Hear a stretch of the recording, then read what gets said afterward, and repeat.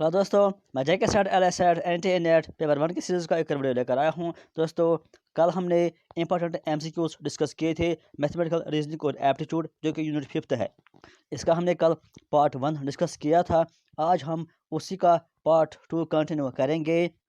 Video शुरू करने से पहले आपको मैं बताऊँ कि अभी तक जितने भी टॉपिक्स हमने डिस्कस किए हैं, उन सारे वीडियोज़ का लिस्ट आपको मिलेगा प्ले लिस्ट में, जहाँ पे एंटी नेट के नाम का एक लिस्ट है। उसके अलावा उन सारे यूनिट्स की पीडीएफ आपको मिलेगी टेलीग्राम चैनल पर। अगर किसी ने अभी तक टेलीग्राम ग्रुप ज्वाइन नहीं किया है, डिस्क्रिप्शन में मैंने लिंक डाल दी है, वहाँ पर जाकर उस टेलीग्राम ग्रुप को ज्वाइन कीजिए और वहाँ से वो पीडीएफ फाइल देख लीजिए। इसके अलावा अगर आप ऐसे किसी को पेपर 2 एजुकेशन है, तो उसके वीडियोज़ आपको मिलेंगे पेपर 2 एजुकेशन के नाम का जो लिस्ट है। तो चलिए हम शुरू करते हैं आज का वीडियो। जैसे कल हमने क्वेश्चन नंबर 9 तक किए थे क्वेश्चंस। आज हम क्वेश्चन नंबर 10 यहाँ पर करेंगे। दोस्तों, क्वेश्चन नंबर 10 भी सेम है जिस तरह से क्वेश्चन नंबर 9 हमने किया था। तो यहाँ पर हम इस क्वेश्चन नंबर 10 को करते हैं ताकि आपको और ज़्यादा अच्छे से समझ में ये आ जाए। यहाँ पर कोडिंग में दिया हुआ है साइकिलिंग मेक्स हेल्दी। ये एक सेंटेंस है, इसका कोड उन्होंने दिया है यहाँ पर नेट सिमोयल। उसके बाद जो दूसरा सेंटेंस है हैबिट ऑफ साइकिलिंग, इसका कोड उन्होंने दिया हुआ है जेल मो यल। उसके बाद एक और सेंटेंस है हैव गुड हैबिट, ये भी सेंटेंस है, इसका कोड यहाँ पर है निट जेल पा। और उसके बाद एक और सेंटेंस यहाँ पर है हेल्दी इज़ वेल्दी, इसका कोड उन्होंने दिया हुआ है सिमो डैन एट। तो ये 4 सेंटेंस है और 4 इनके कोड्स भी दिए हुए हैं। अब हमको यहाँ पे कहा गया है कि आप बताइए कि जो एक वर्ड इन सेंटेंस में गुड है, उसका कोड क्या हो सकता है। इन 4 ऑप्शन में से यहाँ पर ये 4 ऑप्शंस दिए हुए हैं कि क्या इसका सही ऑप्शन हो सकता है जो सेंटेंस गुड है। तो यहाँ पर आपको समझाने के लिए मैंने यहाँ पर इनको फिर से लिखा है, ताकि मैं आपको अच्छे से समझाऊंगा किस तरह से इनको हम कर सकते हैं। क्योंकि यहाँ क्वेश्चन में ये सेंटेंसेस थोड़ा सा क्राउडिंग हो गए थे, तो स्पेस नहीं थे। तो यहाँ पर मैंने इनको अच्छे से लिखा है थोड़ा सा स्पेस डाल के। तो कल हमने बात की थी कि आपको देखना होता है पहले कि कौन सा ऐसा वर्ड है जो सारे सेंटेंस में कॉमन है। यहाँ अगर आप देखेंगे इन सेंटेंसेस में कोई भी ऐसा वर्ड नहीं है जो सारे सेंटेंसेस में, यानी 4 सेंटेंसेस है, किसी में भी वो कॉमन नहीं है। जो कोई भी वर्ड ऐसा नहीं है जो इन सारे सेंटेंस में कॉमन है, लेकिन यहाँ पर जो वर्ड कॉमन है वो सिर्फ दो सेंटेंस में कॉमन है। तो यहाँ पर हम वो वाली प्रोसेस नहीं करेंगे कि पहले हम देखेंगे सारे सेंटेंस में क्या कॉमन है। तो यहाँ पर हमारे पास सिर्फ दो सेंटेंस में एक वर्ड कॉमन है, तो हम उसी को पहले मार्क करेंगे, देखेंगे कि किसकी सेंटेंसेस में कौन कौन सा वर्ड कॉमन है। उसी के बिना पर हमको पता चलेगा कि उनका कोडिंग क्या हो सकता है। यहाँ पर जो ये सेंटेंसेस हैं और यहाँ पर उनकी कोडिंग दी हुई है। तो सबसे पहले हम देखेंगे कि पहला जो सेंटेंस है इसमें से कौन सा वर्ड और दूसरा जो सेंटेंस है इन दो में कौन सा कॉमन है। जब आप देखेंगे यहाँ पर ये साइकिलिंग है और इस दूसरे भी वर्ड में भी साइकिलिंग है। उसके अलावा इन 4 सेंटेंस में कहीं पर भी ये साइकिलिंग कॉमन नहीं है, तो हम इसको पहले 1 लिखेंगे। तो इसको हमने मार्क कर दिया 1। अब हम देखते हैं कि यहाँ पर जो ये कोड्स दिए हुए हैं, पहले 2 कोड्स, तो इनमें से कौन सा कोड सेम है। क्योंकि अगर सेंटेंस में 2 वर्ड सेम है तो कोडिंग में भी कोई ना कोई वर्ड सेम होना चाहिए। तो यहाँ पर आप अगर आप देखेंगे तो ये जो यल है, यहाँ पर भी यल है, तो ये सेम है, इसका मतलब इसका 1 आएगा। तो इससे साफ हमको पता चला कि साइकिलिंग का कोड सीधा सीधा यल आएगा, क्योंकि इसके अलावा इनमें ना कोई वर्ड कॉमन है और ना कोई कोड कॉमन है। तो सिंपल सी बात यही कि यहाँ पर भी यही वर्ड कॉमन है और कोड में भी यही वर्ड कॉमन है, तो साइकिलिंग को यल आएगा। उसके बाद हम देखते हैं कि इसके अलावा कौन सा वर्ड कॉमन है। उसके बाद जो पहला जो सेंटेंस है मेक्स, मेक्स आपको किसी भी सेंटेंस में कॉमन नहीं आएगा, तो इसको छोड़ देते हैं। उसके बाद इसमें अगला वर्ड है हेल्दी। तो हेल्दी अगर हम देखेंगे कॉमन है या नहीं है, तो यहाँ पर हेल्दी है और यहाँ पर हेल्दी है, इसको हम 2 मार्क कर देंगे, क्योंकि दूसरा वो जो कॉमन है। तो दूसरा जो है हेल्दी, तो ये कहाँ कहाँ पे है, एक तो ये पहले सेंटेंस में है और फोर्थ वाले सेंटेंस में। तो यहाँ पर भी आप चलिए पहले और फोर्थ वाले सेंटेंस में, पहला सेंटेंस में और फोर्थ में आप देखिए कि कोडिंग में से जो पहला और फोर्थ है क्या क्या कॉमन है। जब आप देखेंगे तो ये जो सिमो है पहले में भी और फोर्थ में ये सिमो कॉमन है। इसके अलावा पहले और फोर्थ के जो कोडिंग है कोई भी कॉमन नहीं है, तो इसको हम 2 यहाँ पर मार्क कर देते हैं। इसका मतलब क्या हुआ अब कि हेल्दी का कोड जो है वो सिमो है। अब हम देखते हैं कि और क्या वर्ड कॉमन है। पहले और दूसरे या तीसरे में अब कोई वर्ड कॉमन नहीं है, लेकिन दूसरे और तीसरे में हम देखेंगे जो दूसरा सेंटेंस है और तीसरा सेंटेंस है, इनमें क्या कॉमन है। इनमें अगर आप देखोगे तो हैबिट यहाँ पर भी है और हैबिट यहाँ पर भी है। इसको हम थर्ड लिखते हैं। ये नाम हम इसलिए दे रहे हैं ताकि हमको देखने में फिर आसानी हो जाएगी। तो हैबिट को हमने थर्ड लिखा। ये कहाँ कहाँ पे है, ये दूसरे सेंटेंस और तीसरे सेंटेंस में है। तो यहाँ पर भी आप देख लीजिए दूसरे और तीसरे कोडिंग में जो है क्या कॉमन है।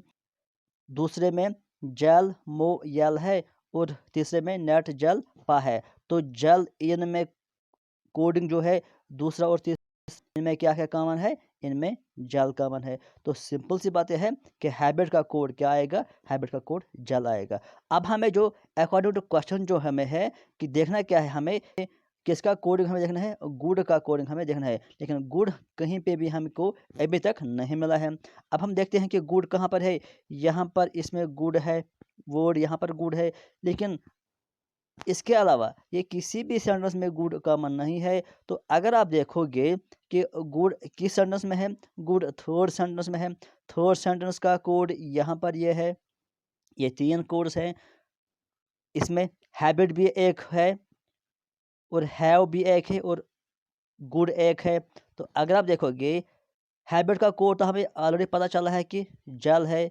इसके बाद हमारे पास बचा एक वर्ड हैव और दूसरा वर्ड हमारे पास क्या है, गुड है। और कोडिंग में हमारे पास 2 बचे हैं, एक है निट और एक है पा। अब हमें ये पता नहीं चला कि इन 2 में से हैव का कोड निट है या गुड का कोड निट है, या हैव का कोड पा है या गुड का कोड पा है। यानी ये हमको यहाँ पर पता नहीं चल रहा है। तो इसका क्या मतलब है कि इस जो डाटा हमारे पास है, इससे हमें ये क्लियर नहीं हो रहा है कि अब गुड का कोड इन 2 में से एक हो सकता है। क्योंकि अगर हमें पता चलेगा कि हैव का कोड क्या है, तभी हम बता सकते हैं कि गुड का कोड क्या हो सकता है। तो यहाँ पर हम कह सकते हैं कि जो हमारे पास डाटा है उसके हिसाब से गुड का कोड इन्हीं में से एक हो सकता है, या तो निट हो सकता है या तो पा हो सकता है।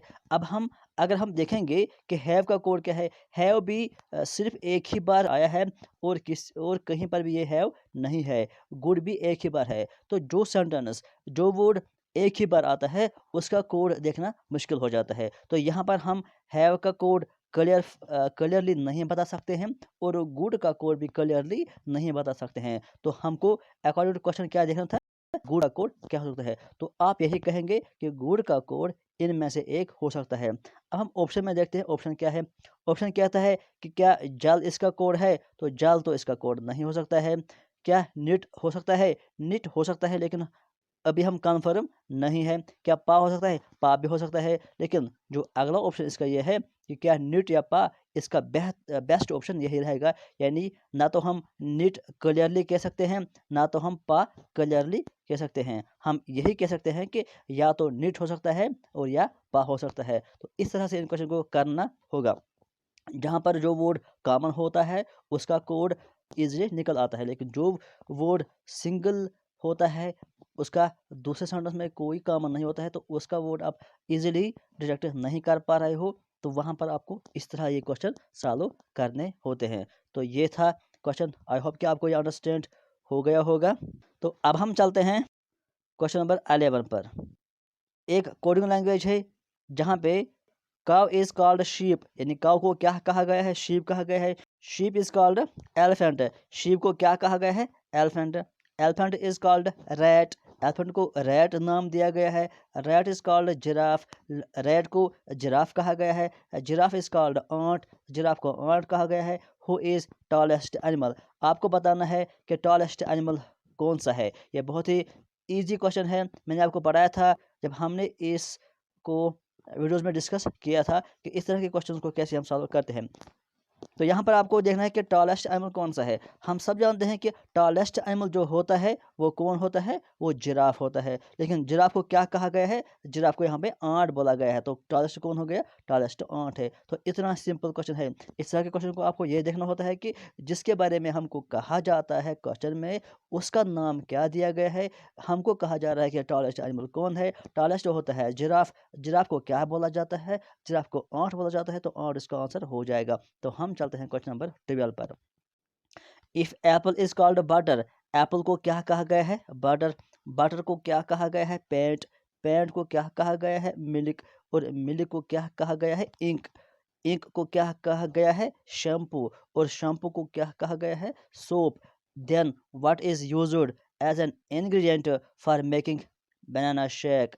जब आप बनाना शेक बनाते हो, उसमें आप कौन सा चीज़ इनमें से यूज़ करते हो। सबको पता है कि जब हम बनाना शेक बना लेते हैं, उसमें हम बनाना के साथ साथ मिल्क यूज़ करते हैं। लेकिन मिल्क को यहाँ पर क्या कहा गया है, milk is called ink. Milk को इंक कहा गया है। यहाँ पर देख लीजिए, milk is called ink. Milk को क्या कहा गया है, इंक कहा गया है। तो इसका मतलब ये है कि हम बनाना को शेक बनाने के लिए इंक इस्तेमाल करते हैं। इतने इजी क्वेश्चन होते हैं ये। अब चलते हैं हम क्वेश्चन नंबर 13 पर। यहाँ पर ये नंबर सीरीज दी हुई है। 15 है, 23 है, 35 है, 51 है। आपको बताना है कि इसके बाद जो यहाँ पर डैश है, इसमें क्या आ सकता है। ऑप्शन 4 यहाँ पर दिए हुए हैं, इनमें से कौन सा इसमें आ सकता है। आप इसको पहले खुद ट्राई करने की कोशिश कीजिए और मैं आपको इसका सोल्यूशन भी बता देता हूँ। इसका ऑप्शन आएगा 71 यानी ए पार्ट। अब कैसे आएगा देख लीजिए। मैंने पहले ही आपसे कहा था कि जहाँ पर आप देख रहे होंगे कि नंबर्स इंक्रीज हो रहे हैं, लेकिन फास्ट इंक्रीज नहीं हो रहे हैं, बहुत ही कम उनके बीच में गैप है। तो वहाँ पर या तो ऐड होता है या तो सब्ट्रैक्ट होता है। यहाँ पर ये नंबर्स इंक्रीज होते हैं, इसका मतलब यहाँ पर ऐड हो रहा है। अब हमें ये कैसे पता चलेगा कि इनके बीच में क्या ऐड हो रहा है। आप इनको सब्ट्रैक्ट करेंगे। 23 में से अगर आप 15 निकालेंगे तो वहाँ पर क्या बचता है, वहाँ पर ऐड बचता है। इसका मतलब ये है कि अगर आप 15 को 8 ऐड करेंगे तो 23 बन जाता है। उसके बाद 35 में से आप 23 को सब्ट्रैक्ट कीजिए। जब आप 35 में से 23 सब्ट्रैक्ट करते हैं तो इसका आंसर बचता है, इसका आंसर आता है 12। यानी अगर आप 23 में से 12 ऐड करेंगे तो वो बन जाता है 35। उसके बाद नेक्स्ट देखिए, 51 में आप 35 सब्ट्रैक्ट कर देंगे। जब आप 51 में से 35 सब्ट्रैक्ट करेंगे तो आंसर आता है 16। तो इसका मतलब ये है कि जब आप 35 में से 16 ऐड करेंगे तो 51 बन जाता है। तो पहले आप इस सीरीज़ को देख लीजिए कि क्या हो रहा है, किस तरह का पैटर्न यूज़ किया गया है।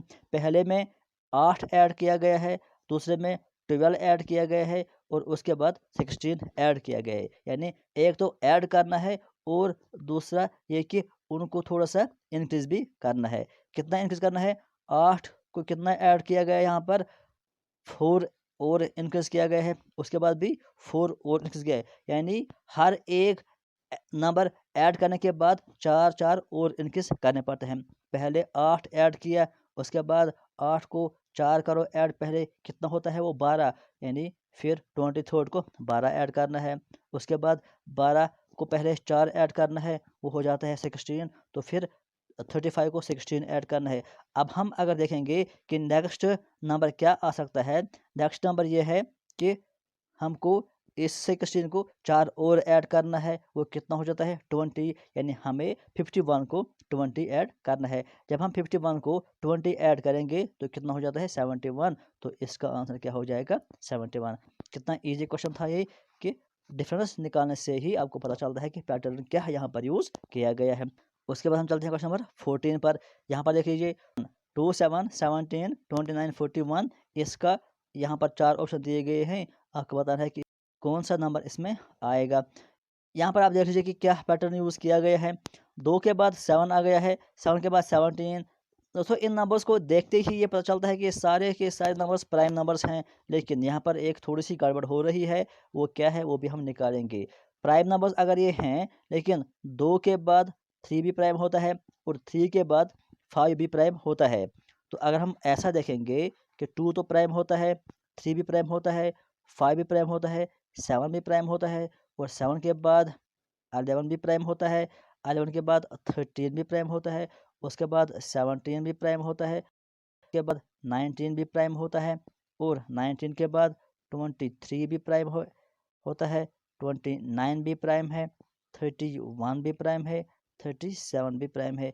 तो यहाँ पर अगर हम देखेंगे इसने क्या क्या नंबर यूज़ किया है। टू भी इसने पहले इसने 2 लाया है, उसके बाद इसने 7 लाया है, और उसके बाद इसने 17 को लाया है, उसके बाद इसने 29 को लाया है, और फिर इसने 41 को लाया है। 37 के बाद 41 प्राइम नंबर आता है, ये सिंपल बात है, सबको पता है। तो यहाँ पर आप देख लीजिए जो भी प्राइम नंबर्स हैं, इसका मतलब यही है कि जो सीक्वेंस में प्राइम नंबर्स आते हैं, आपको दो दो बीच में छोड़ देने होंगे, उसके बाद जो जो प्राइम नंबर आता है वही आपको इसमें ऐड करना है। तो यहाँ पर लास्ट में 41। अब 41 के बाद कौन सा प्राइम नंबर आता है ये आपको पता होना चाहिए। 41 के बाद 43 भी प्राइम नंबर आता है, और 43 के बाद 47 भी प्राइम नंबर आता है, और 47 के बाद 53 प्राइम नंबर आता है। तो यहाँ पर अगर आप 41 लेंगे, उसके बाद आपको 2 छोड़ देने हैं, 2 छोड़ने के बाद आपको क्या आएगा 53। तो इसका मतलब यही है कि 53 प्राइम नंबर हो सकता है। तो इसके बाद हम चलते हैं नेक्स्ट क्वेश्चन पर, क्वेश्चन नंबर 15 पर। 50 क्वेश्चन यहाँ पर दिया हुआ है, 840, 719। यहाँ पर भी आपको अगर आप देखेंगे नंबर्स तो कम हो रहा है, लेकिन डिफरेंस इनमें उतना ज़्यादा नहीं है। तो यहाँ पर भी या तो सब्ट्रैक्ट हो रहा है, ये नंबर्स डिक्रीज हो रहा है, इसका मतलब ये है कि इनमें सब्ट्रैक्ट हो रहा है। अब हम देखते हैं कि कितना सब्ट्रैक्ट हो रहा है। 840 और 790 में कितना डिफरेंस है। अगर आप इनको सब्ट्रैक्ट करेंगे तो 50 आएगा, यानी जब आप 790 को 50 ऐड करेंगे तो वो बन जाता है 840। उसके बाद इन दो के बीच में देखिए डिफरेंस क्या है। यहाँ पर भी आपको 50 दिखेगी, क्योंकि 90 में से आप 40 सब्ट्रैक्ट कर दीजिए तो 50 आएगा। यहाँ पर भी देख लीजिए, यहाँ पर भी 50 है, यानी इनमें से 50 आपको सब्ट्रैक्ट करना है, यहाँ पे 50 कम करना है। तो जब आप 50 कर, तो उसके बाद जब आप 640 में से आप 50 जब आप कम करेंगे तो इसका आंसर क्या आएगा 590। इसका सही आंसर आ जाएगा। तो सिंपल सा क्वेश्चन है ये। 590 कहाँ पे है, ए पार्ट में 590 है। तो यह है इसका पैटर्न। अगर आपको लगता है कि सब्ट्रैक्ट करना मुश्किल होता है तो यहाँ पर आप एक और पैटर्न भी यूज़ कर सकते हो। क्या है वो देख लीजिए। पहले 8 आया है लास्ट डिजिट, उसके बाद 7 7 दो बार आया है, उसके बाद 6 6 दो बार आया है, उसके बाद 5 और 5। अगर हम दो नंबर जोड़ेंगे तो 5 5 आएगा। तो यहाँ पर आप अगर आप देखेंगे तो 5 5 तो 5 5 दो में है, लेकिन इतना आपको पता है कि पहले 840 आया है, उसके बाद 790 आया है, फिर 740, 690, फिर 640, तो फिर 590 आएगा, उसके बाद 540 आएगा। तो ये भी पैटर्न है। तो सिंपल सा पैटर्न है। यहाँ पर मैं आपको ये फिर से दिखाऊंगा कि पहले अगर आया है 840, उसके बाद 7 आएगा तो 90 आएगा, फिर 7 एक बार आएगा तो कितना आएगा 40 आएगा। तो यही आपको देखना है कि 40 90 40 90, यहाँ पर एक एक कम करना है। तो 7 आ गया, उसके बाद 6, और यहाँ पे क्या आएगा 90 आएगा, उसके बाद 6 आएगा तो यहाँ पर 40 आएगा, उसके बाद क्या आएगा 5, यहाँ पर 90 आएगा, और 5 40 आएगा, उसके बाद क्या आएगा 4 90 4 40। तो इस तरह से भी आप सब्ट्रैक्ट करने के बगैर भी आप इसका आंसर निकाल सकते हैं। तो उसके बाद हम चलते हैं क्वेश्चन नंबर 16 पर। यहाँ देख लीजिए 10 है पहले, दूसरे में क्या आ सकता है, फिर 26। यहाँ पर देख लीजिए डिफरेंस इंक्रीज हो रहा है, लेकिन बहुत ज़्यादा इंक्रीज हो रहा है।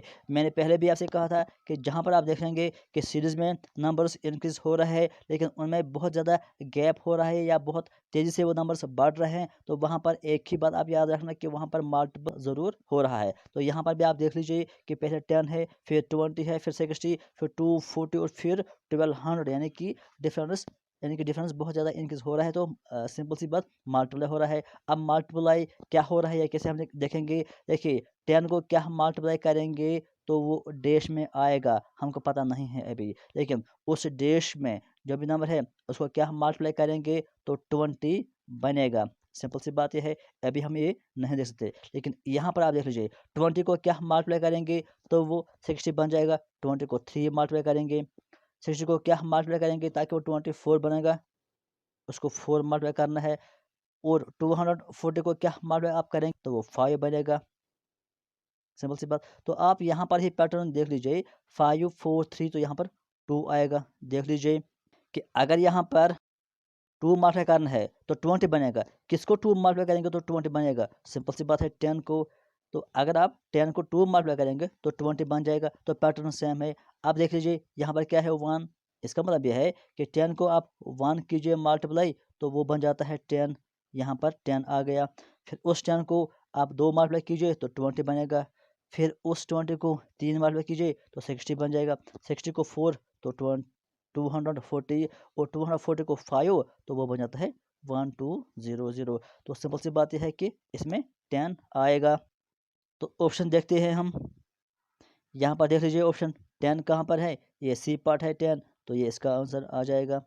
तो आपने देख लिया कि ऑप्शन देखने के बगैर भी हमने क्वेश्चन को सॉल्व कर दिया है, क्योंकि हमने पैटर्न को समझा था। जब भी हम पैटर्न को समझ लेते हैं तो फिर हम क्वेश्चन को इजीली अंडरस्टैंड कर पाते हैं। क्वेश्चन नंबर 17 पर चलते हैं। ए बी डी जी के पी, तो नेक्स्ट में क्या आएगा? अगर आप देखेंगे कि कितना ऐड हो रहा है, ए के बाद बी है तो 1 ऐड हो गया है, उसके बाद 2 ऐड हो गया है, क्योंकि जब ए के बाद बी आ गया तो 1 ऐड हुआ था। जब बी के बाद डी आया तो 2 ऐड हुआ था। जब डी के बाद जी आया तो कितना ऐड हो गया था? तो 3 ऐड हो गया। उसके बाद जी के बाद के आ गया तो 4 ऐड हो रहा है। उसके बाद के बाद जब पी आ गया तो 5 ऐड हो रहा है। उसके बाद नेक्स्ट जो आएगा तो उसमें आप 6 ऐड करेंगे। तो 6 किस में ऐड करेंगे? तो पी को जब आप 6 ऐड करेंगे तो वहाँ पे कौन अल्फ़ाबेट आएगा वो आपको देखना है। तो वो वी आता है, तो यहाँ पर वी आएगा। वी कहाँ पर है? ए में है, तो ये इसका सही आंसर हो जाएगा। उसके बाद क्वेश्चन नंबर 18 जो है, A D C F E H, तो नेक्स्ट क्या आएगा? तो यहाँ पर भी आप देख लीजिए ऐड हो रहा है। तो कितना ऐड हो रहा है? पहले ए और डी में कितना ऐड हो रहा है? 3 हो रहा है ऐड। ए को जब आप 3 ऐड करेंगे तो डी आएगा। डी के बाद सी है तो -1 करना है। सी के बाद एफ है तो 3 ऐड करना है। एफ के बाद ई है तो -1 करना है। ई के बाद एच है तो 3 ऐड करना है। एच के बाद क्या है? -1 करना है। तो एच को जब आप -1 करेंगे, यानी एच से पहले जो आता है वो क्या आता है? वो जी आता है। तो जी कहाँ पर है? यहाँ पर है, सी पर इसका आंसर हो जाएगा। उसके बाद क्वेश्चन नंबर 19 पर चलते हैं। G T F you E V, दोस्तों यहाँ पर देखते ही हमको पता चलता है कि यहाँ पर पेयर ऑफ अपोजिट्स यूज़ किए गए हैं। पेयर ऑफ अपोजिट्स कैसे हम देखते हैं और किस तरह से उनको याद भी करते हैं, उस पर हमने अलग वीडियो बनाया था। अगर आप में से किसी ने वो वीडियो नहीं देखा है, जहाँ पर हमने पेयर ऑफ अपोजिट्स पढ़े थे और पेयर ऑफ अपोजिट्स को हम किस तरह से याद रख सकते हैं, शॉर्ट ट्रिक मैंने आपको बताया था। तो प्लेलिस्ट में जाइए, वहाँ पर आपको उसका वीडियो मिलेगा। तो यहाँ पर हम देखते हैं, यहाँ पर जी टी यूज़ किया गया है, ये अपोजिट है, pair of opposite. F you ये भी पेयर ऑफ अपोजिट है। ई वी ये भी पेयर ऑफ अपोजिट है। डी डब्ल्यू ये भी पेयर ऑफ अपोजिट है। सी एक्स पेयर ऑफ अपोजिट है। तो यहाँ पर जो आएगा वो भी पेयर ऑफ अपोजिट है। लेकिन जो ऑप्शन में है ए जेड ये भी पेयर ऑफ अपोजिट है। बी वाई भी पेयर ऑफ अपोजिट है, और ये 2 अपोजिट्स नहीं है। तो अब हम देखते हैं कि इन 2 में से कौन इसका ऑप्शन आ सकता है। तो यहाँ पर हम देखेंगे कि अगर पेयर ऑफ अपोजिट्स यूज़ किए गए हैं, लेकिन पैटर्न कौन सा यूज़ किया गया है उसको भी हम जब अंडरस्टैंड करेंगे तो तब हम देखते हैं कि इन 2 में से इसका कौन आएगा। पहले जो पेयर है जी टी, उसमें टी आया था। टी के बाद क्या आता है? यू आता है। यू के बाद क्या आता है? वी। वी के बाद डब्ल्यू। डब्ल्यू के बाद एक्स। एक्स के बाद वाई। तो यहाँ पर जो पेयर आएगा उसका लास्ट डिजिट क्या होगा? वाई। वाई का जो अपोजिट उसके साथ क्या होता है? बी वाई अपोजिट पेयर होता है। तो बी इसका सही आंसर हो जाएगा। तो कितना इजी क्वेश्चन है ये। जब आप पैटर्न को अंडरस्टैंड कर पाते हो तो आप खुद ही देख रहे हो कि कितना फास्ट और इजीली क्वेश्चन हम कर पा रहे हैं। उसके बाद क्वेश्चन नंबर 20 हम देखते हैं। यहाँ पर देख लीजिए P E T T F P W D L Y G H, और यहाँ पर नेक्स्ट पर क्या आएगा? ऑप्शन 4 दिए हुए हैं, ये आपको देखना है कि क्या ऑप्शन सही आ सकता है। यहाँ पर देख लीजिए पी और टी, यहाँ पर पहला वर्ड पी है, यहाँ पहला वर्ड टी है, तो कितना ऐड होता है? पी के बाद अगर टी आता है तो कितने बाद आता है? पी को जब हम 4 ऐड करेंगे तो टी आता है। टी के बाद यहाँ पर डब्ल्यू आ गया है।